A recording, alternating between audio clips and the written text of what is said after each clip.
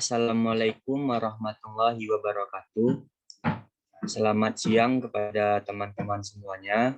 Baiklah, di sini saya Yahfa Zikirodi selaku moderator dari kelompok 6.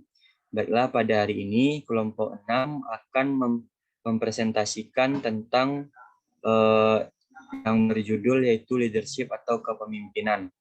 Nah, jadi nanti pada pertemuan ini kita akan membahas itu apa teori-teori dari kepemimpinan, sehingga nanti kita juga membahas studi kasus. Baiklah, yang tugas ini merupakan dari mata kuliah perilaku organisasi di kelas M3 dengan dosen pengampu Mem Rami Fahmi. Kemudian dari kelompok 3 saya perkenalkan dulu ada Fatan Kariba, kemudian Ifadilah Yafatka, setelah itu ada Iksan Alimi Putra, kemudian ada Muhammad Faras, dan ada Nadia Amelia Putri. Setelah itu saya selaku moderator Yahfa Zikirodi. Baiklah, langsung saja untuk menghemat waktu, masuk ke materi pertama yaitu kepemimpinan, yang mana materi ini akan dijelaskan oleh Faras. Kepada Faras dipersilakan. Terima kasih kepada moderator yang telah memberikan saya izin untuk menjelaskan apa itu kepemimpinan. Kepemimpinan adalah sebagai kemampuan untuk mempengaruhi suatu kelompok menuju pencapaian visi atau serangkaian tujuan. Tetapi dalam kepemimpinan tidak semua pemimpin adalah manajer. Juga tidak semuanya pemimpin manajer atau dia bisa memiliki kemampuan untuk mempengaruhi sekelompok anggota agar bekerja mencapai tujuan dan sasaran. Kepemimpinan juga merupakan rangkaian kegiatan penataan yang diwujudkan sebagai kemampuan mempengaruhi perilaku orang lain dalam situasi tertentu agar bersedia bekerja sama untuk mencapai tujuan yang telah disepakati. Yang selanjutnya yaitu teori sifat. Teori sifat apakah itu? Yaitu kepemimpinan yang berfokus pada kualitas dan karakteristik pribadi, lalu ada kemunculan dan keefektifan kepemimpinan yang sering dievaluasi secara terpisah melalui studi sifat. Pemimpin dilahirkan bukan diciptakan, sehingga kita harus mengidentifikasi pemimpin tersebut berdasarkan sifat-sifatnya. Teori yang mempertimbangkan berbagai sifat dan karakteristik pribadi yang membedakan antara para pemimpin dengan mereka yang bukan pemimpin. Sebab individu yang lahir telah membawa ciri-ciri tertentu.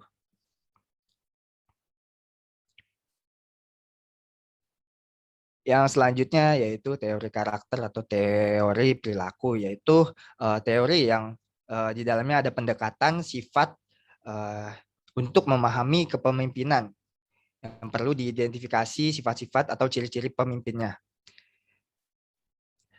Teori perilaku, teori yang mengemukakan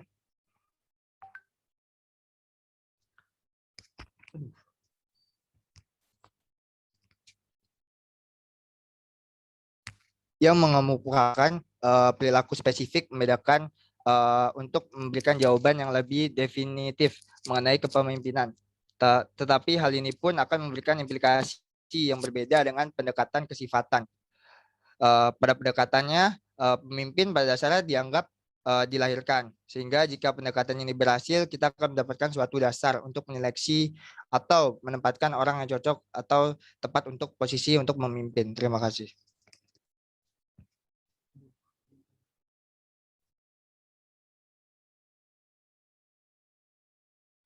Baiklah, terima kasih kepada Faras yang telah menjelaskan tentang kepemimpinan, kemudian ada teori sifat dan teori perilaku dari kepemimpinan itu sendiri. Selanjutnya ada teori berikutnya, itu teori kontingensi yang akan dijelaskan oleh Nadia. Kepada Nadia dipersilakan. Terima kasih kepada moderator. Selanjutnya teori kontingensi. Teori kontingensi adalah suatu proses di mana kemampuan seorang pemimpin untuk melakukan pengaruhnya tergantung dengan situasi tugas kelompok dan tingkat-tingkat daripada gaya kepemimpinannya, kepribadiannya, dan pendekatannya yang sesuai dengan kelompoknya. Ada terbagi 3, yaitu model Fielder. Fred Fielder mengembangkan model kontingensi komprehensif pertama untuk kepemimpinan. Model ini mengusulkan bahwa kinerja kelompok tergantung pada kecocokan yang tepat antara gaya pemimpin dan sejauh mana situasi memberi pemimpin kendali.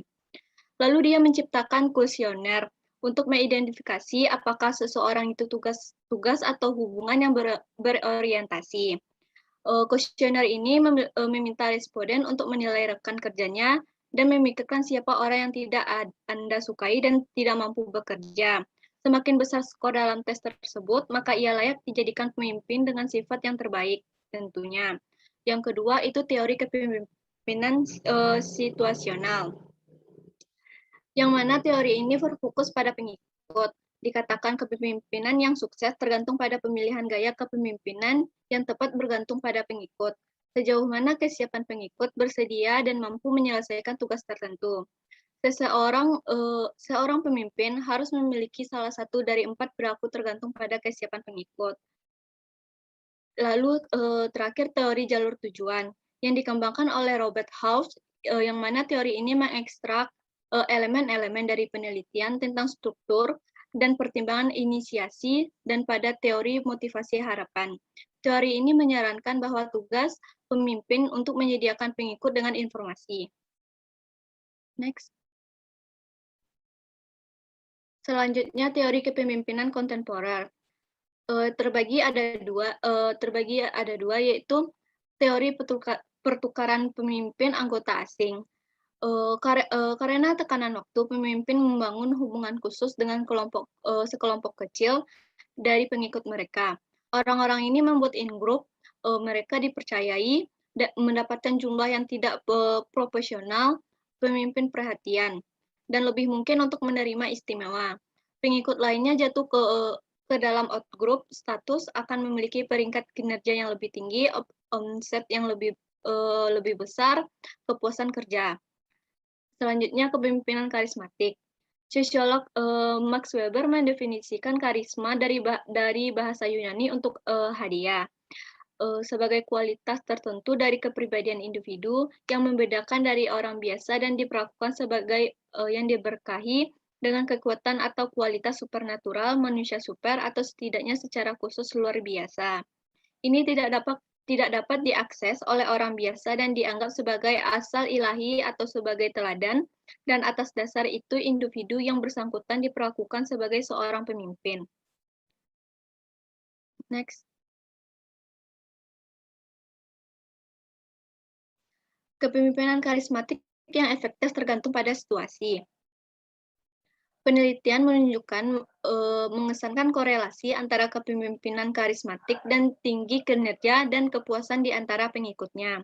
Orang yang bekerja untuk karismatik, pemimpin termotivasi untuk mengerahkan usaha ekstra dan karena mereka menyukai dan menghormati mereka pemimpin. Cek besar kepuasan. Sisi gelap dari kepemimpinan karismatik yaitu setiap perusahaan pasti menginginkan CEO karismatik. Pemimpin karismatik daripada kehidupan tidak selalu bertindak dalam kepentingan terbaik dari organisasi mereka. Banyak telah memungkinkan pribadi mereka tujuan untuk mengesampingkan tujuan organisasi. Seperti Enron, Tico, WorldCom, dan HealthSouth. Pemimpin yang sembrono digunakan organisasi sumber daya untuk keuntungan pribadi dan eksekutif yang melanggar hukum dan etika batas untuk mengembangkan harga saham. Jutaan dolar di stock option itu sedikit heran. Penelitian telah menunjukkan bahwa individu narsistik juga lebih tinggi dalam beberapa perilaku yang terkait dengan kepemimpinan karismatik. Selanjutnya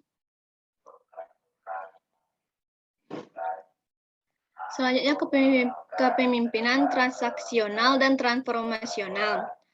Pemimpin transaksional adalah pemimpin yang memotivasi para pengikut dari arah tujuan-tujuan yang didirikan olehnya menjelaskan peran dan tugas prasyarat. Pemimpin transformasional adalah pemimpin yang menginspirasi pengikut mengatasi ketertarikannya sendiri dan yang mampu memiliki mendalam dan efek yang luar biasa pada pengikut. Bagian dari transformasional kepemimpinan, salah satu studi menemukan visi bahwa lebih penting daripada karismatik komunikasi. Gaya dalam menjalankan keberhasilan kewirausahaan perusahaan. eh, sekian dari saya kembalikan kepada moderator. Baiklah, terima kasih kepada Nadia yang telah menjelaskan teori kontingensi dan juga teori kontemporer. Setelah itu ada pemimpin struksional ya, transaksional dan transformasional. Baiklah, materi selanjutnya itu tentang kepemimpinan yang bertanggung jawab yang akan dijelaskan oleh Pak Tan Kariba. Kepada Pak Tan dipersilakan.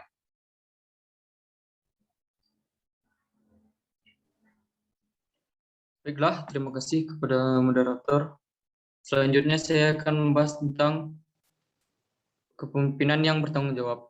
Jadi terdapat 3 bagiannya, yaitu ada otentik, etis, dan pelayan. Yang pertama yaitu otentik.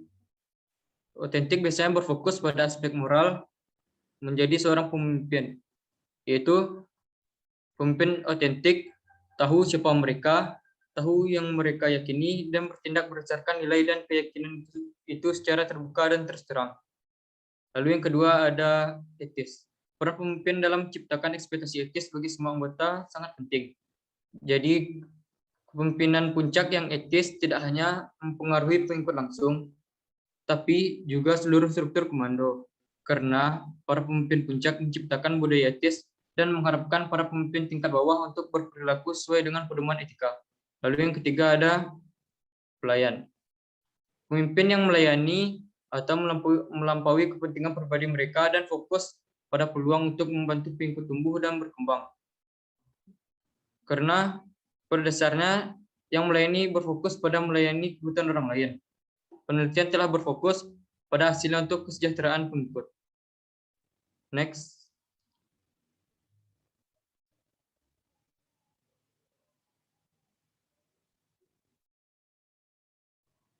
Selanjutnya yaitu kepemimpinan positif. Pada dasarnya kepemimpinan positif terbagi atas 2. Yang pertama ada mempercayai. Percayai adalah keadaan psikologis yang ada ketika Anda setuju untuk membuat diri Anda rentan terhadap orang lain karena Anda memiliki harapan positif tentang bagaimana hal-hal akan berubah. Yaitu hasil dari kepercayaan antara supervisor dan karyawan memiliki sejumlah keuntungan khusus. Selanjutnya yaitu ada pendampingan. Jadi pembimbing adalah karyawan senior yang mensponsori dan mendukung karyawan yang kurang berpengalaman atau anak didiknya. Jadi dalam hubungan terdapat mentoring formal. Calon anak didik diidentifikasi menurut penilaian potensi kepemimpinan dan kemudian dicocokkan dengan pemimpin dalam fungsi organisasi yang sesuai. Hubungan mentoring informal berkembang ketika para pemimpin mengidentifikasi karyawan tingkat bawah yang kurang berpengalaman yang tampaknya memiliki potensi untuk pengembangan di masa depan. Baiklah, sekian dari saya kembalikan kepada moderator. Baiklah, terima kasih kepada Fatan Kariba yang telah menjelaskan materi sebelumnya. Baiklah, selanjutnya itu materi tentang tantangan bagi pemahaman kita tentang kepemimpinan.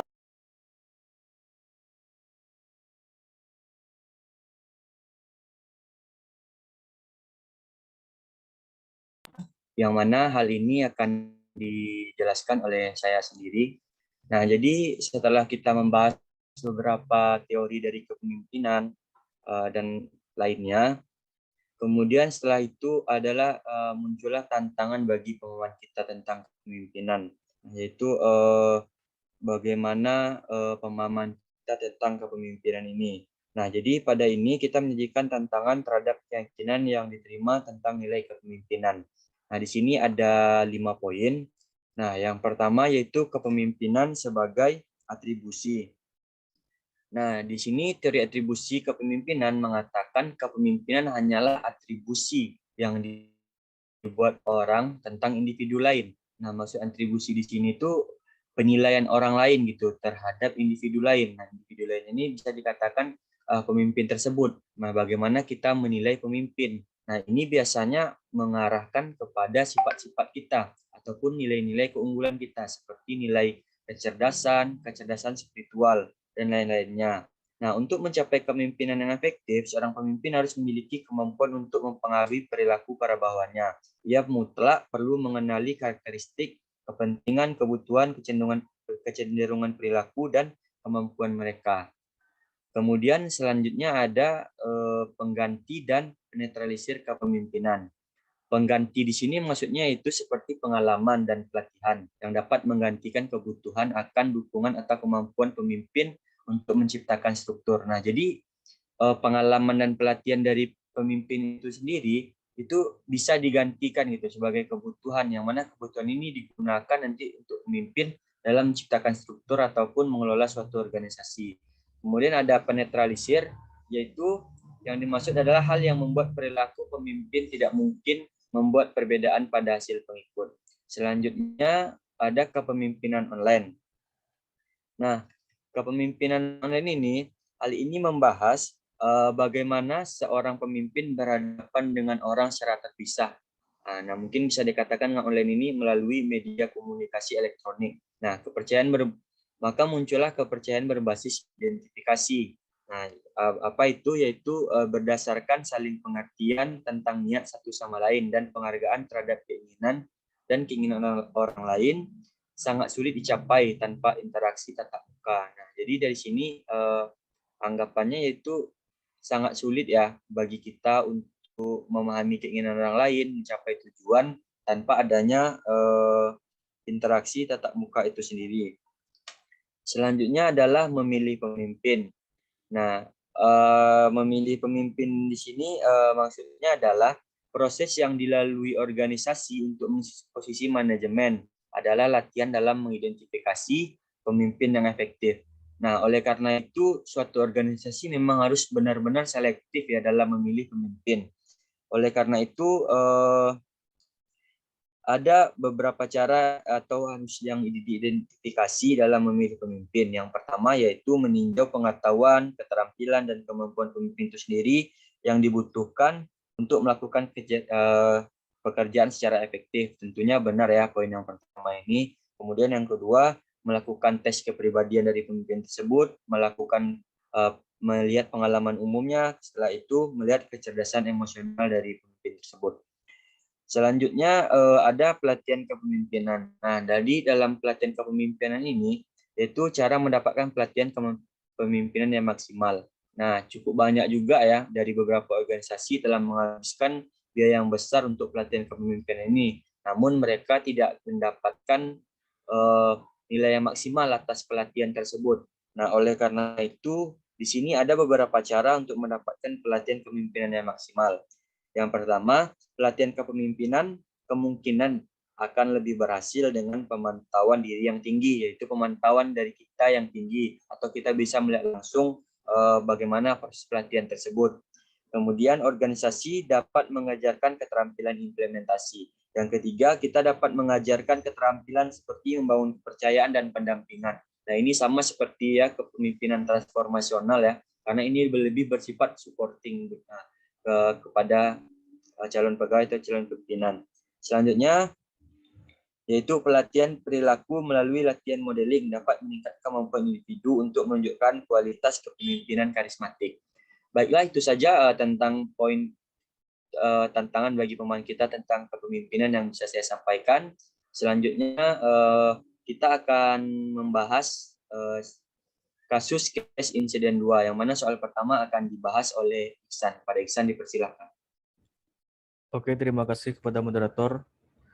Saya akan membahas yaitu tentang kasus case insiden 2, yaitu sifat kepemimpinan apa yang dimiliki Antonio Hotra Osorio menunjukkan sebagai hasil dari kemampuannya untuk melanjutkan perannya di Lloyds Bank setelah masalah pribadi seperti itu.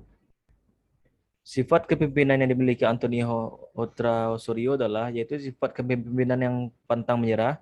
Di sini Antonio membuktikan bahwa dia bisa menepis pandangan orang atau keputusan orang lain terhadap dirinya bahwa dia tidak akan pernah cukup untuk melanjutkan kepemimpinannya di bank. Namun berdasarkan fakta, dia bisa kembali lagi ke bank tersebut dan mematahkan kepercayaan orang-orang terhadap kepercayaan mereka kepada Antonio. Seorang pemimpin adalah seorang manusia biasa. Namun ia memiliki beberapa kelebihan.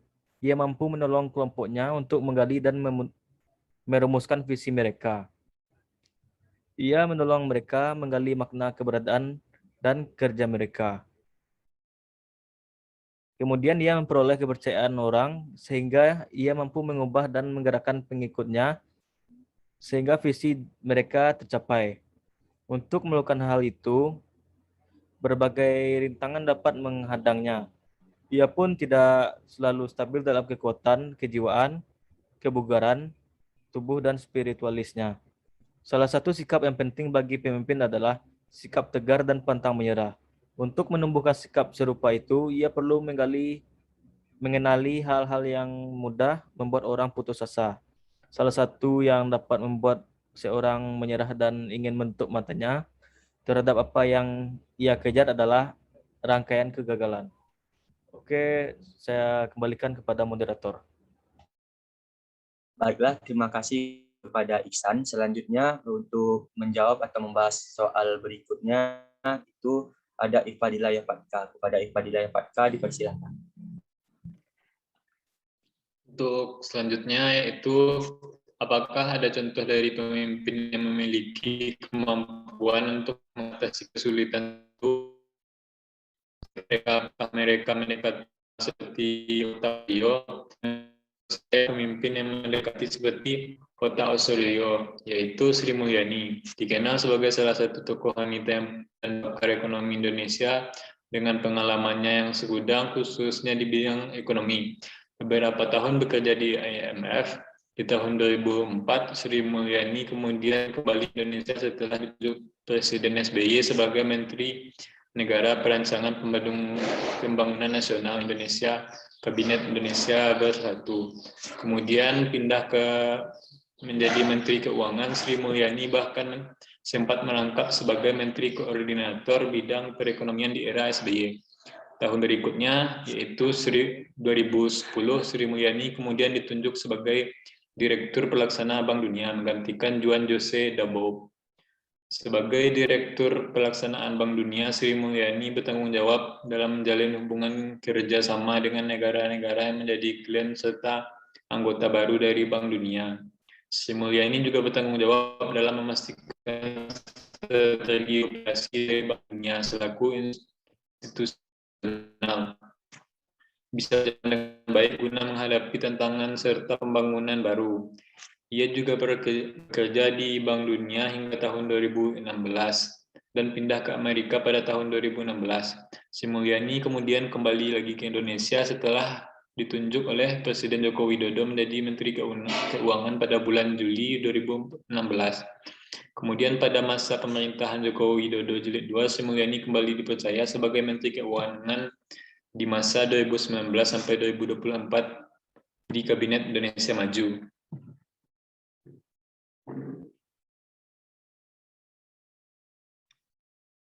Kemudian sejauh mana mungkin mengembangkan kepemimpinan, sifat-sifat apakah mereka bawaan, cara mengembangkan ketekunan. Pertanyaan tentang apakah kita terlahir sebagai seorang pemimpin, pertanyaan itu terbesit dalam hati setiap orang, dan itu adalah hal yang wajar. Bahkan banyak ahli kepemimpinan yang berpendapat bahwa manusia dilahirkan menjadi seorang pemimpin. Tapi bila kita telusuri lagi, maka kita lebih lagi mengerti bahwa manusia itu dilahirkan memiliki ciri-ciri sebagai seorang pemimpin dalam dirinya. Tetapi untuk mengembangkan keterampilan kepemimpinan, maka manusia itu sendirilah yang harus mengembangkan dan didukung suatu dorongan dari dalam yang kuat mengembangkan keterampilan kepemimpinan yang ada di dalam dirinya. Hal ini bukanlah merupakan persoalan yang mudah, tapi bukan juga merupakan persoalan yang sulit. Diperlukan suatu semangat yang akan membawa pengaruh yang positif bagi orang lain. Mungkin penjelasan saya kembalikan lagi kepada moderator. Baiklah, terima kasih kepada Ifadila Yapatka yang telah menjelaskan jawaban dari soal studi kasus. Dengan berakhir jawaban dari Yapatka tadi, maka berakhir pula lah pembahasan kami dari kelompok 6 pada presentasi ini. Sedikit kesimpulan dari saya selaku moderator tentang judul materi kita hari ini tentang kepemimpinan. Jadi kesimpulannya kepemimpinan ini memiliki peran yang penting, yaitu memainkan peran sentral. Nah, yang mana pemimpin ini sendiri harus mengetahui perilaku kelompok karena dan juga sifat-sifat kelompoknya di dalam organisasi. Karena pemimpin sendiri akan memberikan tujuan dan arah kemana suatu organisasi ini akan dituju, bagaimana tujuan dari organisasi. Nah, oleh karena itu kita juga harus mengetahui bagaimana sifat baik dari kepemimpinan, bagaimana teori-teori kepemimpinan, apa itu kepemimpinan, dan oleh karena itu tadi sudah dibahas sebelumnya. Baiklah, mungkin itu saja yang bisa kami sampaikan kepada presentasi kami dari kelompok 6. Saya selaku moderator mewakili dari kelompok 6, mohon maaf sebesar-besarnya jika ada kesalahan dalam pembuatan PPT ataupun salah berbicara dalam presentasi ini. Saya mengucapkan mohon maaf sebesar-besarnya. Sekian dari saya selaku moderator izin mengundurkan diri. Saya akhiri, wabillahi taufiq wal hidayah. Wassalamualaikum warahmatullahi wabarakatuh.